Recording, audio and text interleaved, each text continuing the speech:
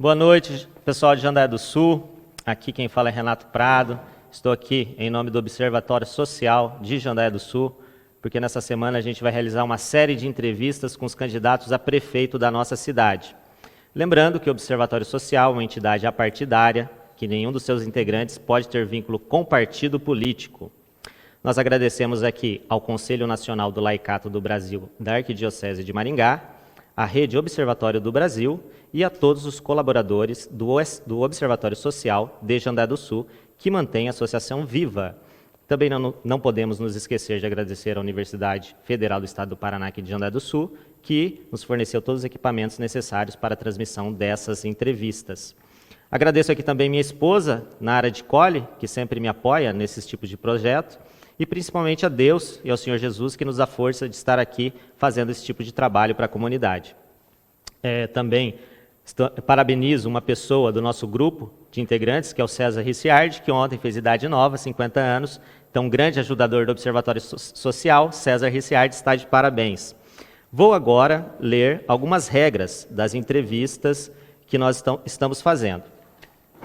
As entrevistas terão duração de no máximo 1 hora. As perguntas terão a mesma temática para todos os candidatos, exceto as perguntas sobre plano de governo e peculiaridades de cada um.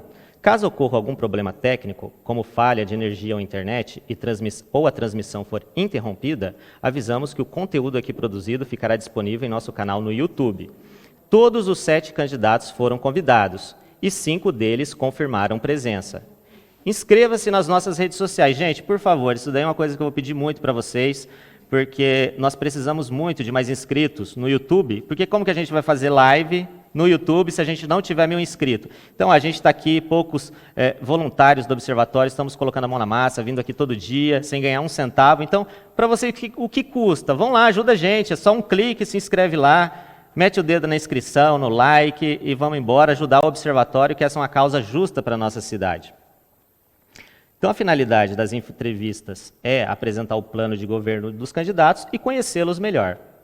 Hoje nós recebemos aqui o Coronel Aimoré e o Feliciano, que são candidatos, e vou dar um tempo aqui para que eles possam se apresentar para vocês, dizendo quem é Aimoré e quem é Feliciano. Boa noite. Boa noite. Boa noite. De antemão, gostaria de agradecer ao Observatório Social de Jandaia do Sul pela oportunidade, de estarmos aí conversando a respeito do nosso pleito eleitoral. Sou o Tenente Coronel Aimoré Nunes Moreira, servi 35 anos na Polícia Militar, hoje estou na condição de aposentado. Sou formado em Administração de Empresas pela FAFEJAN, tenho formação também superior pela Academia Policial Militar do Guatupê, em Curitiba. Sou mestre pela Academia Policial Militar do Guatupê e pela Universidade Federal do Paraná. Tenho alguns cursos de pós-graduação na área de gestão de pessoas, na área de gestão de orçamento e na área de gestão empresarial. Sou casado com a Francislane Tonini Moreira, minha esposa. Tenho 4 filhos, 3 meninas e um menino. A Nicole, a Nathalie, a Maria Clara e o Nicolas, meu filho. Tenho uma neta, filha da Nicole, a Luísa Maria. E estamos aí concorrendo ao pleito eleitoral como candidato a prefeito de Jandaia do Sul, junto aqui com o meu vice-prefeito, o Nilson Feliciano. Essa ideia surgiu no salão dele, onde ele trabalha. Uma ideia muito simples, muito singela, mas honesta. Muito legal. E você, Feliciano? Boa noite. Boa noite. Bom, cheguei aqui, nasci em Cruzeiro do Oeste, cheguei aqui em Jandaia em 95. Faz 28 anos que eu moro aqui em Jandaia, faz 18 anos que eu trabalho como cabeleireiro, né? E estamos aí no pleito, como se diz. Tenho a minha filha, a Sara, 13 anos, e estamos aí, estamos tentando, vamos ver se a gente consegue chegar lá. E o que motivou assim vocês? É porque vocês não eram assim antes você já teve uma experiência na política, mas o Aimoré não tinha tido uma experiência política até então, né? Não. O que te motivou, então, a ingressar para a política? O que motivou a ingressar? Os 35 anos na área de administração, porque o quartel não é muito diferente de uma entidade empresarial, de uma entidade pública, né? Porque quando você é comandante ou quer seja de um pelotão, companhia, batalhão, você administra orçamentos também. O batalhão, para vocês terem uma ideia, ele é uma unidade orçamentária igual a prefeitura é. Certo. Então, essa veio a motivação. Também o fato de que nós temos um ícone hoje no Brasil que inspira todos os militares. Eu não sou um político, eu sou um militar. Prezo pela coisa certa, pela coisa transparente e pela coisa honesta. Sempre foi assim na minha caminhada, desde quando entrei na polícia em 1987 e terminei a minha jornada em 2018. A gente sempre prezava em fazer o bem, não importa quem. Principalmente as pessoas que são mais necessitadas do serviço público, né? São aquelas que... Existem pessoas que não são tão necessitadas do serviço público. Por exemplo, existem pessoas que não precisam de segurança pública. Eles vivem numa fortaleza.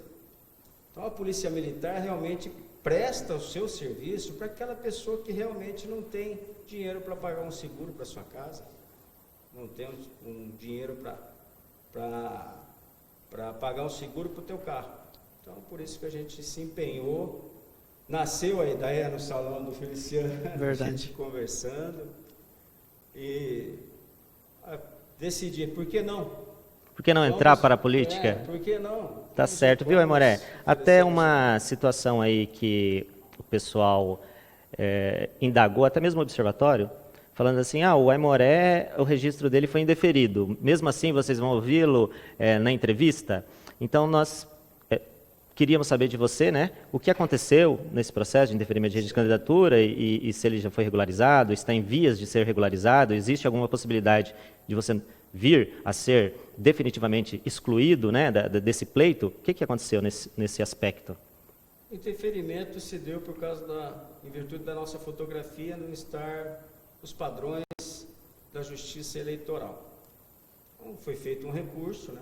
Nosso advogado entrou com um recurso, foram tiradas novas fotografias dentro dos padrões e nós entramos com um recurso junto à Justiça Eleitoral. Entendi, então. Possibilidade de ganhar? Bastante. Porque nós vivemos num país, num Estado democrático de direito. Então, se a normalidade foi sanada, não vejo motivo para ser indeferida a nossa candidatura. É até bom esclarecer, né, porque algumas pessoas foram bem, assim, reiteraram solicitações dizendo, mas vocês vão ouvir mesmo, e nós vamos ouvir porque está dentro da legislação que um candidato que tem o seu pleito, o seu pedido de registro de candidatura indeferido, ele pode recorrer em 3 dias e até decisão do Tribunal Regional Eleitoral, ele pode continuar no pleito. É o artigo 16A da Lei 9.504 de 1994, que diz o seguinte, abro aspas, o candidato cujo registro esteja sub júdice poderá efetuar todos os atos relativos à campanha eleitoral, inclusive utilizar o horário eleitoral gratuito no rádio e na televisão e ter seu nome mantido na urna eletrônica enquanto estiver sob essa condição, ficando a validade dos votos a ele atribuídos condicionada ao deferimento do seu registro por instância superior. Então, por essa razão, nós mantemos a entrevista com o Coronel Aimoré. Coronel, então, o primeiro tema aqui da entrevista é saúde pública, um problema que aflige os jandaienses, e quais são suas propostas para que esse problema seja solucionado na nossa cidade de Jandaia do Sul? Saúde, já queria de antemão agradecer a todos os profissionais de saúde do município pelo excelente trabalho desempenhado aí ao combate do coronavírus, medida esforços aí para para conter esse vírus que alarma toda a sociedade hoje do mundo, né? Ele está vindo com uma nova carga aí. Mas se não fosse por esses profissionais, eu acho que a coisa estaria um pouco mais feia. Verdadeiros heróis, às vezes limitados aí por aparelhos, por algumas coisas. E sobre a saúde pública de Jandaia, nós temos um PAN, pronto atendimento municipal, que já está meio obsoleto, né? Minha visão de administrador é essa, um PAN obsoleto. Acho que não atende aos que vão lá para serem assistidos em aspectos simples de saúde. Nós tivemos aí um caso de óbito no PAN, onde a negligência foi tanta que o cidadão veio a falecer deitado num colchão na enfermaria. Temos um UPA construído num local de risco. E aí falaram para mim, o senhor vai construir um hospital. Pois é. Dentro de todo o projeto orçamentário que manda lá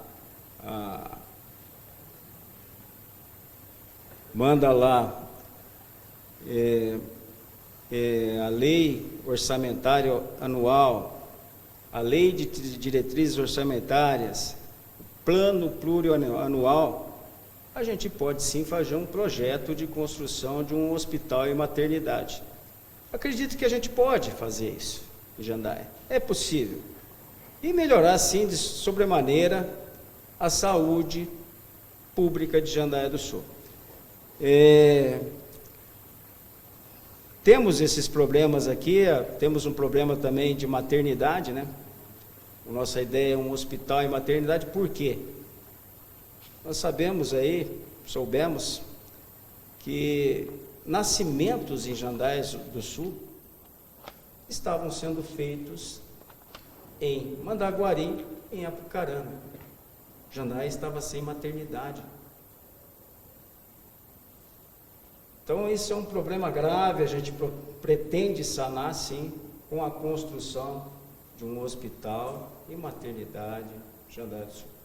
Entendi. Feliciano, como você vê a saúde pública? Eu vi aqui no plano de governo de vocês que vocês pretendem implementar um centro psicólogo e psiquiátrico em Jandaia do Sul. Como seria a implementação dessas unidades na nossa cidade? Olha, vou deixar para o Pai Moré explicar. Sim. Vamos lá. Centro de Psiquiatria e Psicologia. Tá. Hoje nós temos esse problema sério de doenças voltadas à mente, né? Ao psique das pessoas. Torna-se muito fácil, porque em decorrência as pessoas contraírem esse tipo de doença em virtude das pressões do trabalho, do dia a dia, o estresse. E a gente vê a necessidade, porque, vamos falar da depressão, um problema que eu tive, hoje estou com a minha depressão equilibrada, mas nós vemos vários casos aí que não dá tempo. São casos que têm tratamento. A população, às vezes, é preconceituosa a respeito desses casos. E são casos que existe tratamento. Por que do Centro de Psiquiatria e Psicologia? Porque a gente vê que está crescendo, é o mal do século, é o mal do nosso século. A tendência é esses casos aumentarem. Eu venho... Candidato, peço para ficar mais próximo do microfone. Se quiser, pode mover aqui para deixar mais próximo a sua boca, para que saia melhor, mais audível, por favor. Tá. Tá legal? Tudo certo? Então a gente vê que se torna necessário em virtude da ocorrência desse mal do século que está afligindo aí toda a população mundial, né? E por que não aqui em Jandaia do Sul? Nós temos vários casos, né, de pessoas que se suicidam, pessoas que estão mal em casa, não saem, deprimidas. Às vezes a pessoa não aceita o tratamento, mas quem está em casa sofre junto. Então essa é a nossa ideia a respeito desse centro de psiquiatria e psicologia para Jandaia, para ajudar essas pessoas. E uma das principais reclamações que eu tive, Feliciano, quando estive visitando algumas unidades de saúde e até mesmo algumas pessoas que utilizam o sistema público de saúde na nossa cidade, foi acerca das filas, porque elas dizem que elas vão lá cedo nos postinhos e tem que ficar enfrentando grandes filas e tem essa dificuldade para agendamento de consultas. Qual seria a proposta de vocês nesse particular para melhorar esse atendimento? Eu acho que deveria ser agendado antecipadamente, né? As consultas. É isso. É isso que você entende. Uhum. Tá legal. Aimoré, na educação é outro tema sensível, né? Igual como eu disse ontem. Saúde é mais o presente, né? A gente está doente, a gente já vai de imediato. Mas educação é um problema para o futuro, porque nós temos que preparar os jovens, as crianças para os nossos próximos anos, para que nós possamos ter um desenvolvimento. Como você vê isso? Como você vê que está hoje a educação de Jandaia do Sul e que você pretende fazer para melhorá-la? Educação fundamental, eu vejo que está boa. Tem algumas escolas que precisam melhorar realmente, né? Nós temos escolas hoje municipais que não contam com ginásio de esportes. Eu acho de uma importância tremenda a gente ter um ginásio de esporte em escolas municipais. A gente tem que dar incentivo ao esporte, ao jovem. É um dos nossos projetos também, o projeto O Meu Esporte Favorito, que é o desenvolvimento de um centro esportivo para promover escolinhas aqui. Escolinha de handebol, escolinha de basquete, do vôlei de areia, do skate, né? Pode ser que o jovem não goste de início de um determinado esporte, daí ele vai escolher. Não, eu gosto do basquete, eu gosto do handebol. Quando se fala assim esporte, muitas pessoas não entendem a sua importância, né? Porque elas veem a escola assim, meu filho tem que aprender matemática, português, para ele ser um gerente de um banco, um advogado, não sei o quê. E às vezes o esporte tem pai ainda que é meio... Ele gosta que o filho pratica, mas não vê aquilo com tanta importância. Por que você vê o esporte como tão importante na vida de um jovem? Eu nasci no esporte, né? Fui muito esportista, né? Participei dos Jogos Abertos do Vale do Ivaí por vários anos, e hoje esses jogos acabaram. Isso incentivava, motivava o jovem, na minha época, a treinar, a se aprimorar, não só no esporte, porque quando você faz o esporte, aquele hormônio endorfina, é liberado no organismo. Você se motiva mais, até para estudar. O corpo fica melhor, fica mais preparado. Então a gente vê hoje, nós vivemos num mundo hoje muito tecnológico, principalmente para a nossa criança, para o nosso jovem. Todo mundo está no WhatsApp, está no celular, notebook. Eu acho que a gente tem que voltar um pouquinho, retroceder talvez, para o esporte, né? Por isso que eu vejo assim, a escolinha de futebol de salão, daí o pai, né, leva a criança para a escola de manhã ou à tarde. Nós teremos escolinhas de manhã e escolinhas à tarde.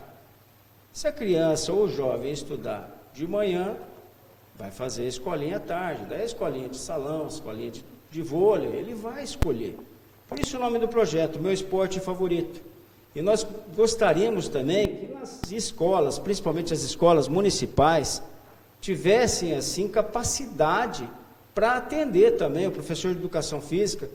Eu vejo aqui algumas escolas que nós não temos ginásio. O John Kennedy aqui mesmo é uma quadra com alambrado. Passou da hora de se construir um ginásio de esportes ali. Dá uma reformada, dá uma aprimorada no ambiente escolar também. Motiva o aluno a ir estudar. Às vezes um ambiente insalubre, o aluno chega lá, a escola está meio abandonada, ele também decide por abandonar o estudo. Voltando um pouquinho ao que você disse, como você vê a educação? Fundamental, eu acho que está num bom nível, ensino médio, municipal, está num bom nível. Nós temos aqui um colégio excelente, que eu acho, que é o Rui Barbosa, que tem aulas de manhã e à tarde, muito bom. Mas o nosso ensino superior, temos o FPR, lógico, uma grande, traz divisas para o município, pretendemos mantê-la, fazer a sua estrutura lá, o terreno que foi doado já para a sua estrutura, vamos lá em Brasília para fazer acontecer a UFPR em Jandaia do Sul. Mas eu acredito para o nosso jovem trabalhador, daí eu estou falando daquele que trabalha, tá? Porque nem todas as famílias têm condição de manter um jovem no ensino diurno, no ensino vespertino, que é à tarde, né? Normalmente o nosso jovem aqui, que é a característica do nosso município, ele tem que trabalhar para auxiliar na renda da casa, quando existe o trabalho também, né? Vamos deixar bem claro isso, quando existe o emprego. Mas ele tem que auxiliar, e ele só vê tempo para estudar à noite, por isso que nós precisamos de uma segunda opção em Jandaia do Sul, de um ensino particular, com uma prestação que caiba no bolso do jovem, para ele ter uma perspectiva de melhora de vida, né? Uma melhor qualidade de vida no futuro, né? Ser alguém, né? Porque todo mundo tem esse sonho, né? Até você, Renato, né? A gente sonha demais na nossa vida, a gente faz projetos, tem metas a cumprir, eu pelo menos era assim quando era jovem. E não é diferente o nosso jovem de Jandaia, mas a cidade, o município tem que proporcionar isso para ele. Se não proporcionar, tudo fica estagnado, né? Tudo fica parado. Então a gente precisa de uma segunda opção particular, né?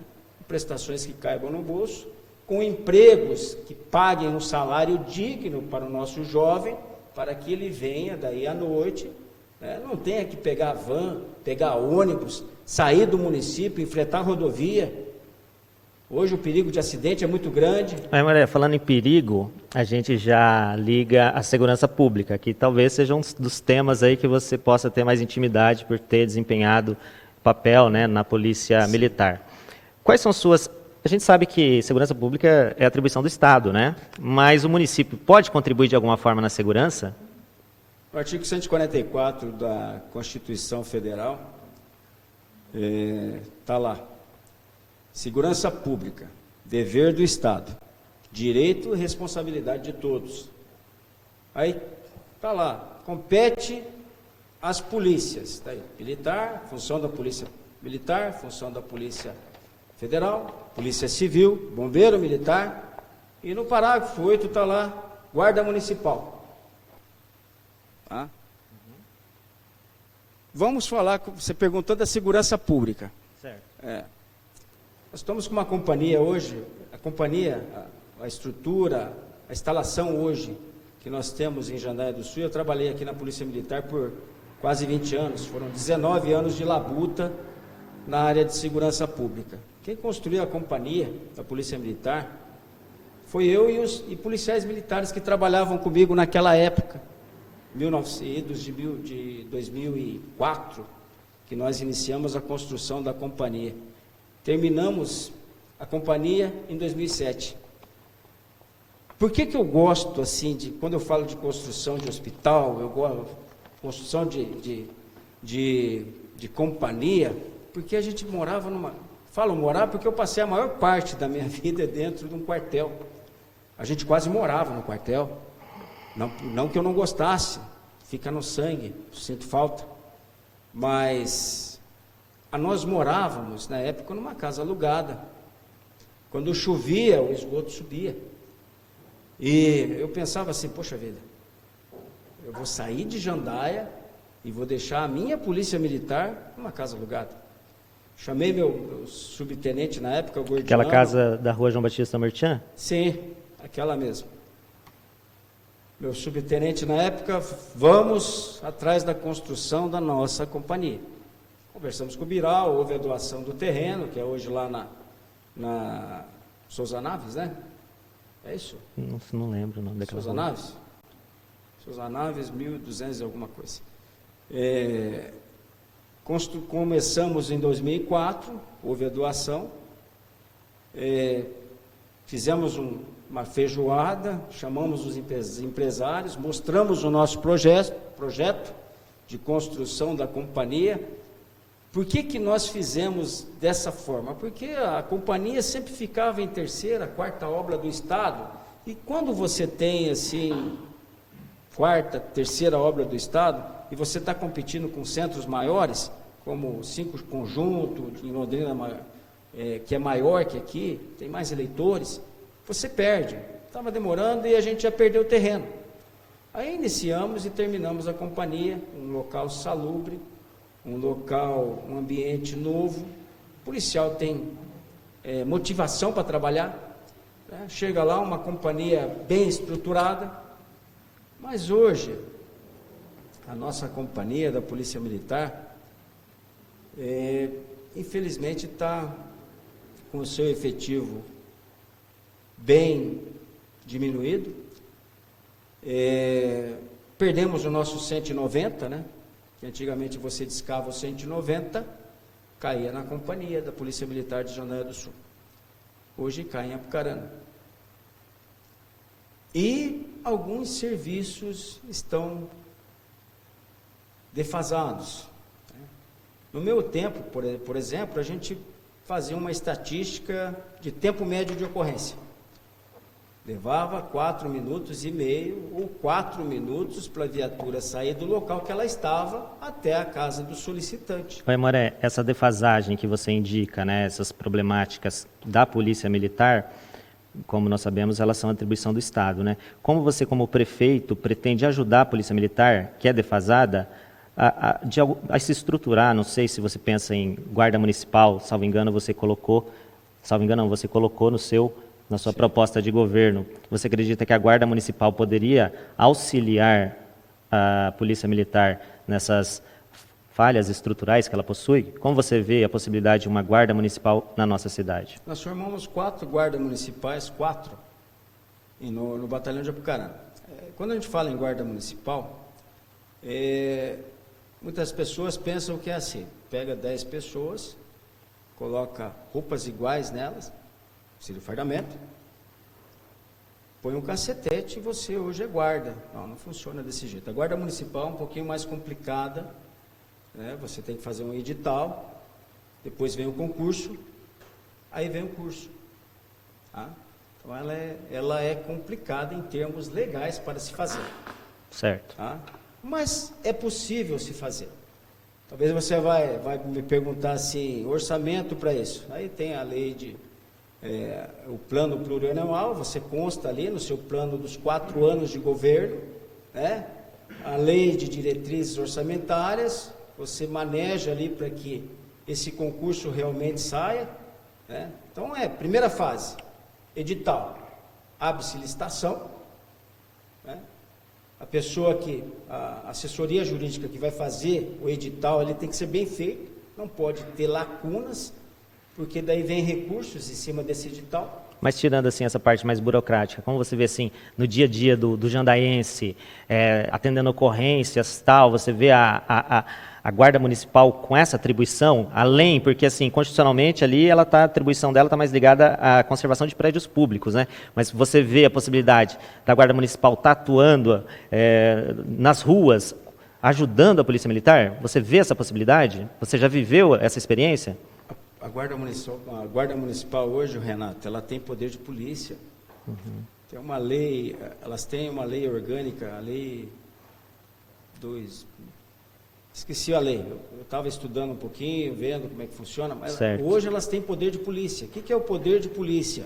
O poder de polícia é quando qualquer cidadão, se sentindo lesado nos seus direitos individuais e coletivos, ele solicita um órgão de segurança para deter aquela ofensa nos seus direitos. Por isso que a Guarda Municipal foi enquadrada como força de polícia. Então, hoje, a Guarda Municipal, ela tem poder de polícia. Ela pode atuar em ocorrências que a Polícia Militar atende normalmente, e ela pode, sim, reforçar e dar suporte à Polícia Militar e à Polícia Civil. Legal. Próximo tema, meio ambiente. Feliciano, há muitas reclamações na nossa cidade acerca de cães e gatos nas ruas. Inclusive, eu já gastei algum dinheiro com cachorro que aparece na porta da casa da gente, o cachorro está todo machucado e você fica com dó de omitir ali que você viu aquela situação e acaba acolhendo e, né, tendo esse prejuízo. Como você vê essa questão dos cães e gatos? Como o Jandaiá do Sul poderia se estruturar para atender melhor essa situação de animais de rua? Olha, eu acho que deveria ser construído já tem um canil aqui em Jandaia, né? Mas eu acho que deveria estruturar melhor aquele canil, né? E arrumar uma parceria com veterinários para poder fazer a castração desses animais, né? E controlar. Então você vê assim como mais importante do que a prefeitura trazer para si diretamente esse serviço, vamos dizer, construindo um canil e gastando com isso, você vê mais importante a tomada de parcerias com entidades já existentes? Sim, eu acho importante já pegar as entidades já existentes e fazer parcerias com elas para continuar fazendo trabalho. O trabalho, legal. Isso. E outro aspecto muito importante contra o meio ambiente, Aimoré, é a questão do lixo. Porque os lixões estão aí, existem leis que determinam que o poder público implemente aterros sanitários. Até tem uns dados aqui interessantes, que 60% do lixo produzido no nosso país vai para lixões e apenas 13% para aterro sanitário. Aqui em Jandaia a gente não tem aterro sanitário. Como você vê essa situação existente em Jandaia do Sul e como regularizá-la, bem como fortalecer associações que trabalham com o lixo reciclado? Nós temos, acho que, uma entidade que recicla, né? Sim. Eu não sei se o nosso lixão ali é aterro sanitário. Não, é lixão ainda. Recebe o nome de aterro. Sim, mas não está estruturado. Porque eu sei como é que é o funcionamento do aterro. Aí tem aquela camada de polietileno, você põe uma camada de pedra, tem que ter uma certa delimitação de árvores. Certo. Você tem que utilizar a captação do biogás, né? Certo. Aí tem também o aspecto dos lençóis freáticos. Eu acho viável, né? Eu acho viável promover aí a educação da população para esse tema tão polêmico, né? Que é a separação do nosso lixo, né? Às vezes as pessoas não tomam esse cuidado. Eu tenho esse problema lá em casa, Renato. Então, realmente, a gente tem que ter preocupação para separar o nosso lixo. Só que é um problema que não é só da nossa cidade, mas eu vejo assim o caso do aterro, que eu não sabia, não tinha conhecimento, que para mim era aterro sanitário. E se você está me informando que é lixão, ele é Legais, né? isso, e ele também ele é oneroso, né? Certo. Ele é caro para ser feito. Tem vários maquinários ali para captação do gás, esse gás metano, né? Sim. Que é utilizado como biocombustível. Tem aqueles gases que não são utilizados, que são jogados para a atmosfera também. Aí você tem, eu li alguma coisa sobre, tem os prós e os contras do aterro sanitário, né?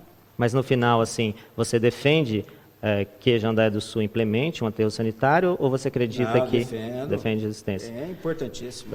Certo. Um próximo item aqui, que o jandaiense tem muita Muita vontade de escutar dos candidatos é quanto a emprego, porque muita gente se encontra desempregada, alguns defendem que não existiria falta de vagas, mas sim falta de qualificação. Qualificação, assim, não no sentido pejorativo, que a pessoa não é qualificada, né?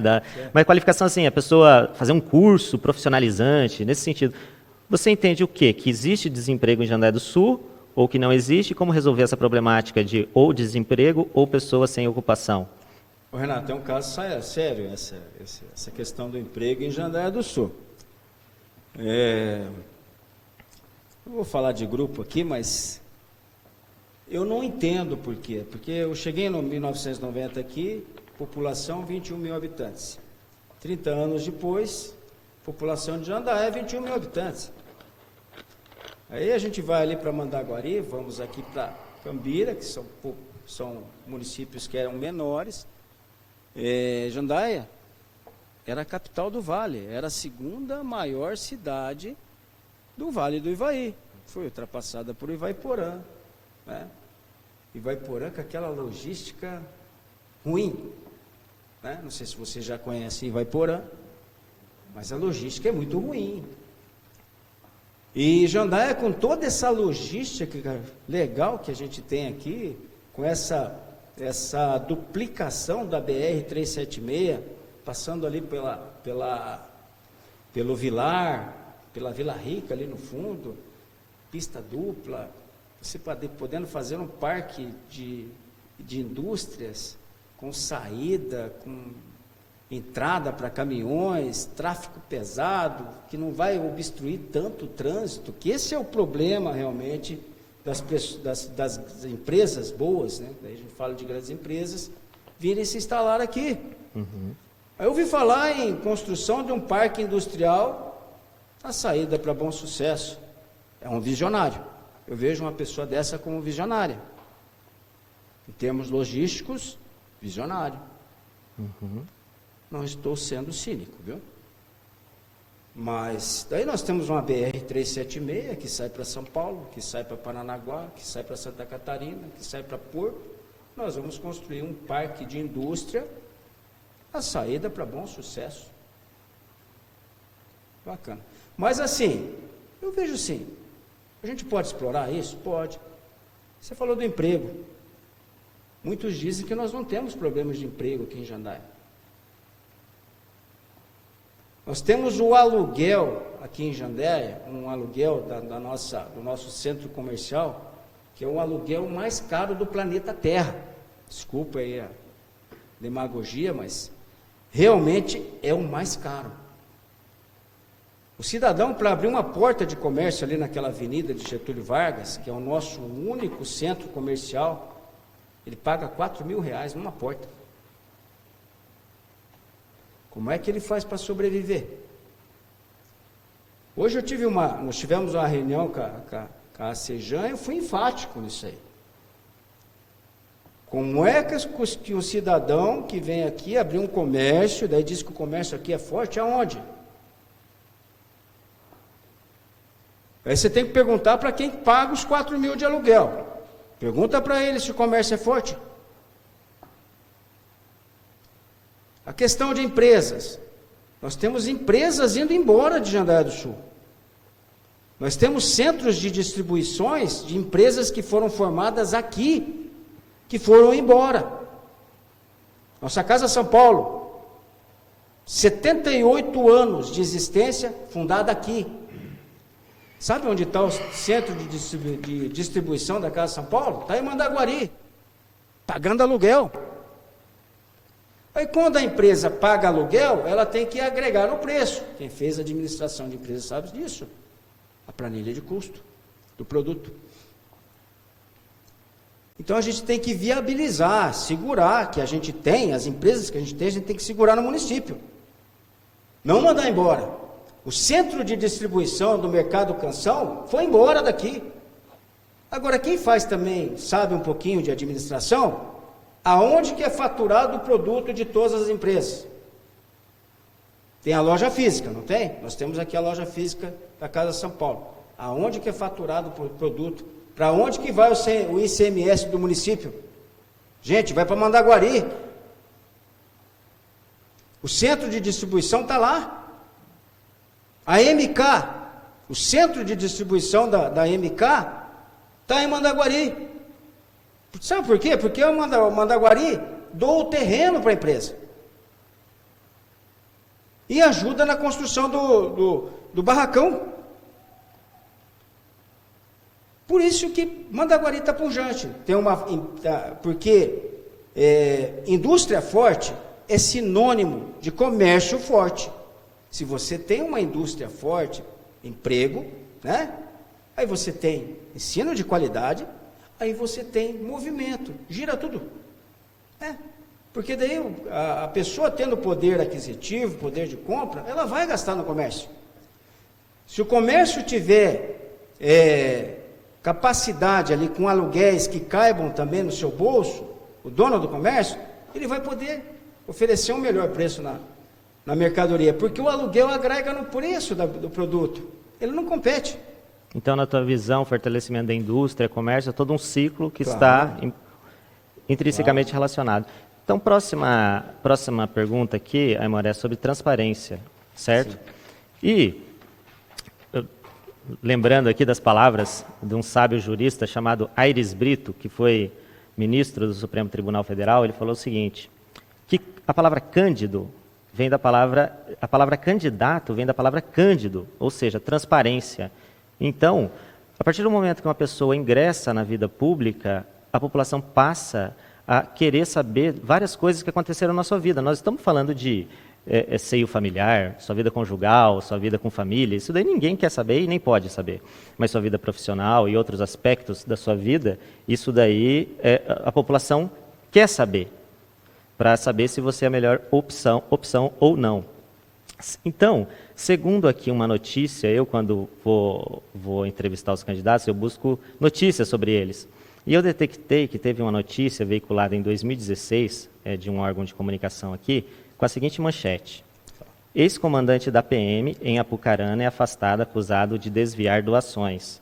Aqui a Justiça teria emitido uma liminar afastando você em razão de doações de empresário, de combustível, que esse dinheiro não teria sido destinado ao abastecimento de viaturas. Então, nós estamos aqui como entidade para oportunizar que você esclareça essa indicação desse jornal, que colocou essa manchete em face de você. Houve essa notícia, né, e a gente queria oportunizar que você pudesse esclarecer essa notícia.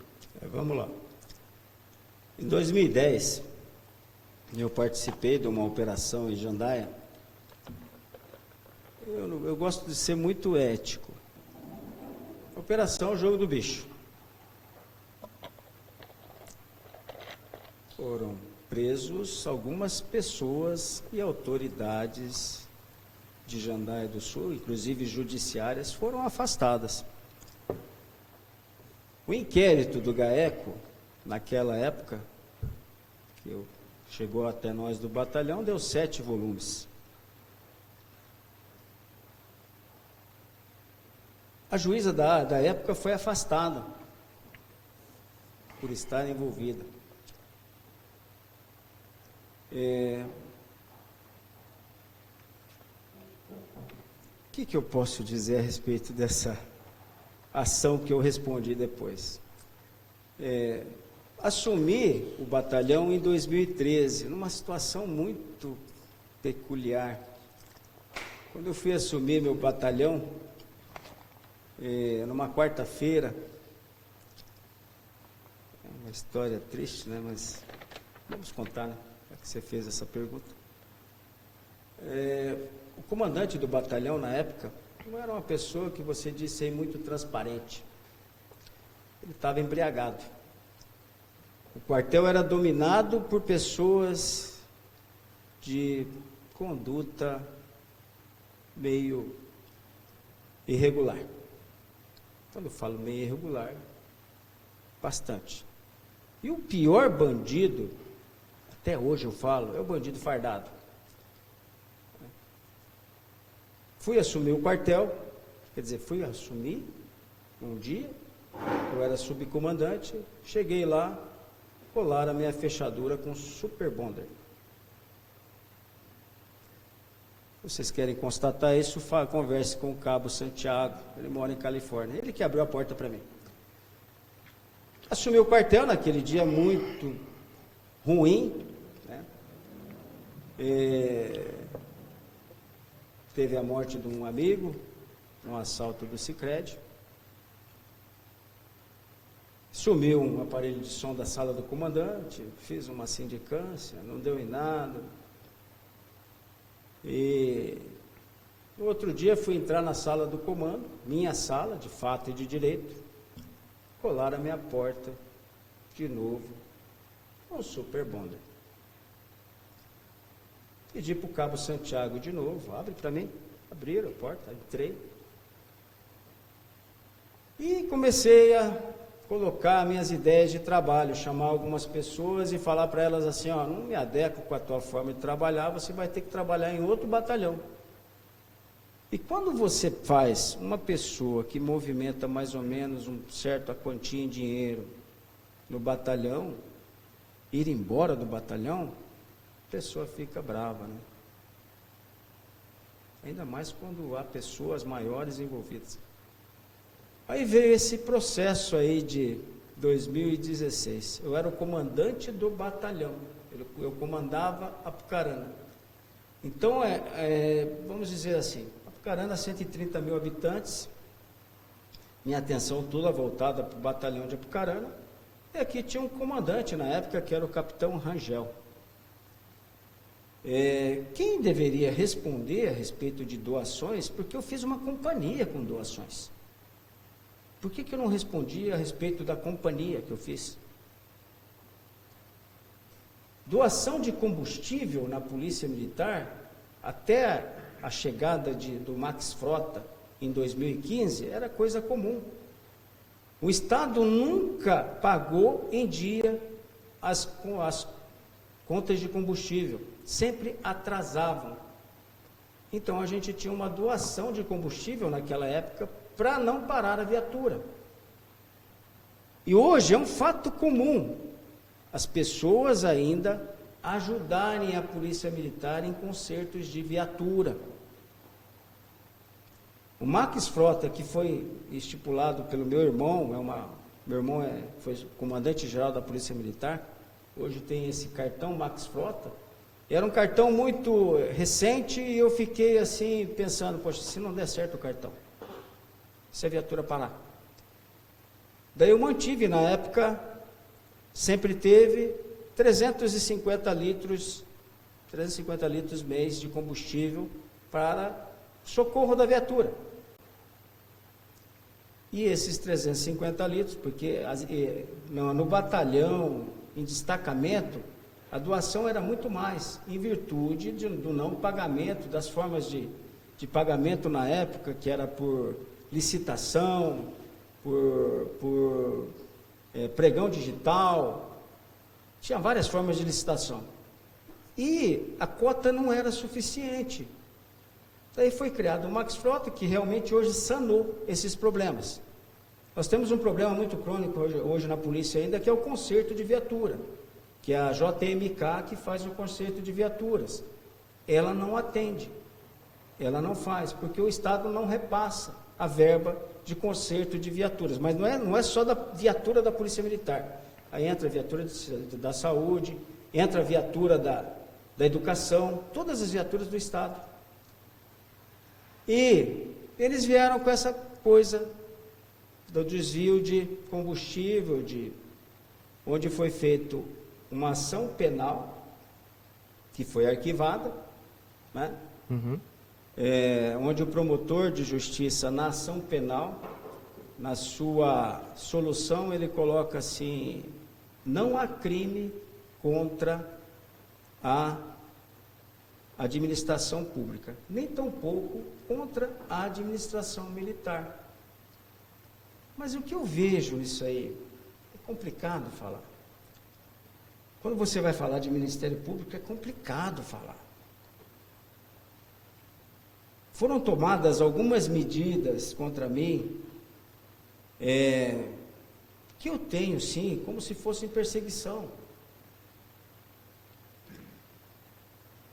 Medidas assim que na Polícia Militar normalmente não se toma, quando não há, principalmente na ação penal, comprovação. Então, a Para você ação... ter uma ideia, não existe um documento no processo que está assinado por mim. Então, o processo do senhor, o promotor lá, não sei, juiz, já falou que já arquivou porque não tinha provas. Ação penal, sim. Ação civil é complicado em falar. Porque quem cedeu todas as documentações para o Ministério Público, na época, fez que o Ministério Público tomasse uma ação que, ao meu entender, é abuso de autoridade. Ao meu entender. Foi abuso de autoridade. O Ministério Público ficou numa saia justa. A ação penal, porque são gêmeas, né? Quando a gente fala de ação gêmeas, a ação penal, ela é a mesma diligência da ação pública. São as mesmas diligências, são mesmas oitivas, mesmos relatórios, mas o que eu vejo na ação civil? Que o Ministério Público está numa saia justa comigo. Mas uma hora eles vão ter que resolver. Então, o senhor está certo de que essas ações são improcedentes? Improcedentes. Não, a ação penal já está arquivada. Sim. E a outra, o senhor crê na improcedência dela também? Claro, porque são gêmeas. Sim. Você entende? Porque Não entendi. foram coisas assim que é complicado O senhor falar. crê assim que foi na visão do senhor, foi uma armada, como se diz por aí? A Polícia Militar está hoje em Jandaia do jeito que está, em virtude de tudo isso, tá? Viu? Quando eu assumi o batalhão, eu mandei 4 viaturas para cá, 25 policiais, companhia trabalhando, de vento em popa, mas eu peguei muita briga aí. Ô, Aimoré, mas então, da transparência, que nós podemos continuar aqui, quando você for prefeito, você vai encontrar um quadro em Jandaia, porque nós estamos na posição 147 de 399 municípios no ranking de transparência. E estamos na posição de número 306 de 399 na transparência da Covid. Então, quer dizer, a nossa transparência, principalmente na Covid, nós ocupamos uma das últimas as últimas posições, não uma das últimas. De 399, estamos no 306. Assumindo a prefeitura, como você pretende maximizar essa transparência em Jandaia do Sul? Para que nós possamos galgar postos mais elevados nesse ranking? Nós temos aí o Observatório Social, né? E vocês trabalham também nessa área. Nós temos que estimular o portal da transparência, lógico. E assim, todos os meus atos sempre foram muito transparentes. Então, está comprovado até nesse processo aí que você citou. Certo. Por exemplo, quando eu estava no batalhão, eu tinha um subcomandante e eu recebi uma verba de 83 mil em Paraná, no posto Brasil Sul. Uma verba de combustível que veio por licitação, tá? E nós já tínhamos o cartão Max Frota. Aí eu liguei para a diretoria de apoio logístico, isso só para justificar a transparência, tá? Uma questão de transparência. Não sabendo daquela verba, liguei, diretoria de apoio logístico, uma diretoria da Polícia Militar, conversei com o coronel, falei, coronel, essa verba aqui, o que se faz com ela? Não, essa verba aí você gasta. Eu lembro até de dados da verba, 27 mil reais de diesel S10, 27 mil litros de diesel S10, 27 mil litros de diesel comum e 27 mil litros de álcool. Eu tinha viaturas a gasolina, tinha uma viatura de diesel comum e 2 de diesel S10. Certo. E Então, já tinha o cartão Max Frota.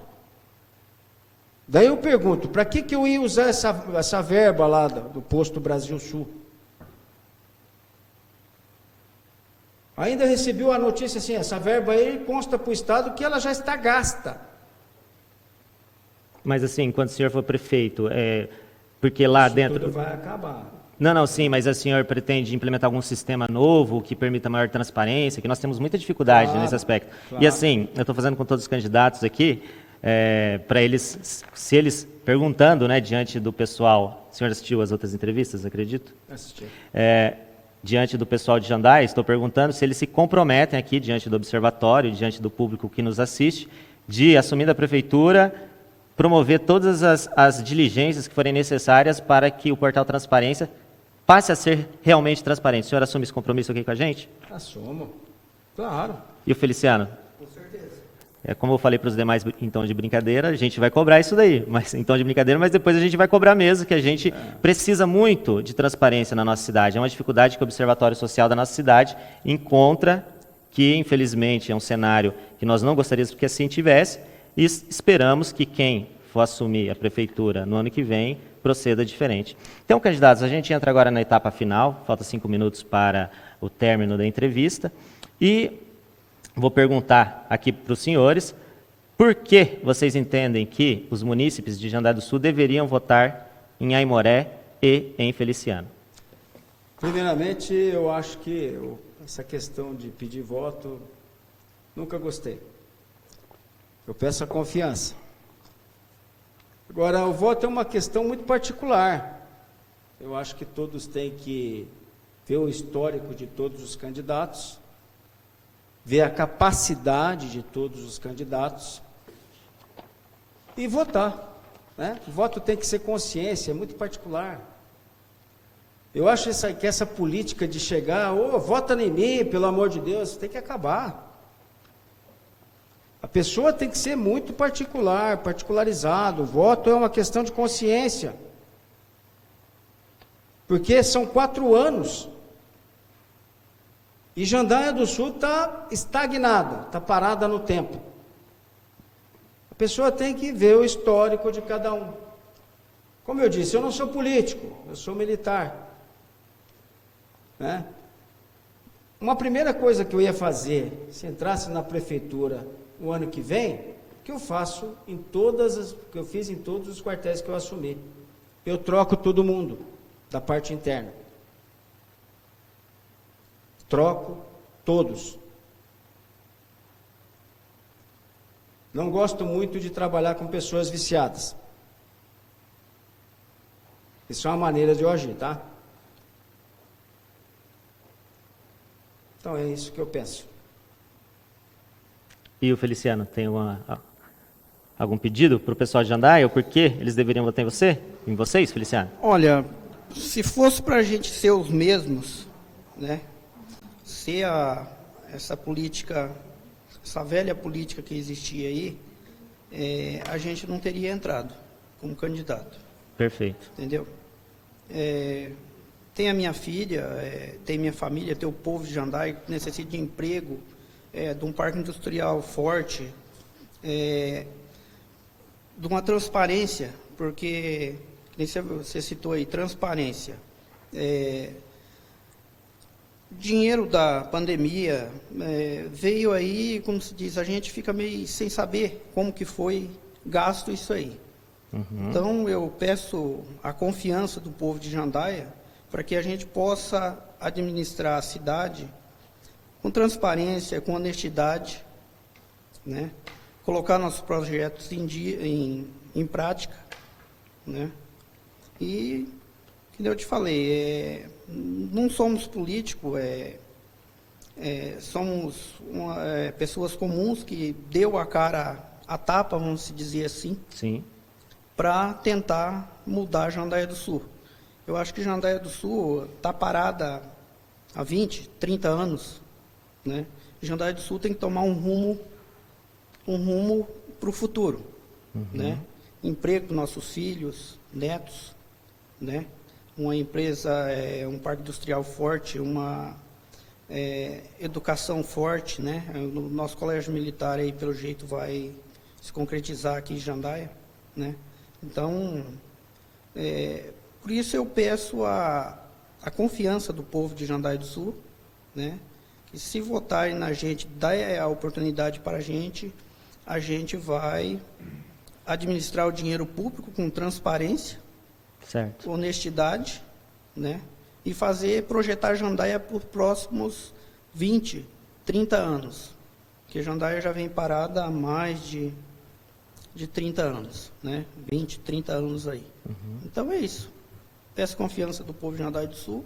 Se a gente conseguir entrar lá, a gente vai fazer um bom trabalho. Tá certo. Muito obrigado, candidatos, pela concessão dessa entrevista. Então, gente, essa foi a entrevista com os candidatos Aimoré e Feliciano. E é o seguinte, gente, a gente tem um recadinho muito importante aqui para vocês cobrarem os candidatos, porque os candidatos a prefeito e vereador, eles só têm até amanhã, 30/10, para assinar o termo de compromisso de transparência do Observatório Social. Você sabe se seu candidato já assinou isso daí? Nós precisamos muito que você cobre isso. É um compromisso com a transparência, com a ética na administração pública. Então, vai lá no Face, no Instagram, nas páginas sociais aí dos seus candidatos e pergunta, e daí? Você assinou o termo de compromisso com a transparência com o Observatório? Você assinou? Não assinou?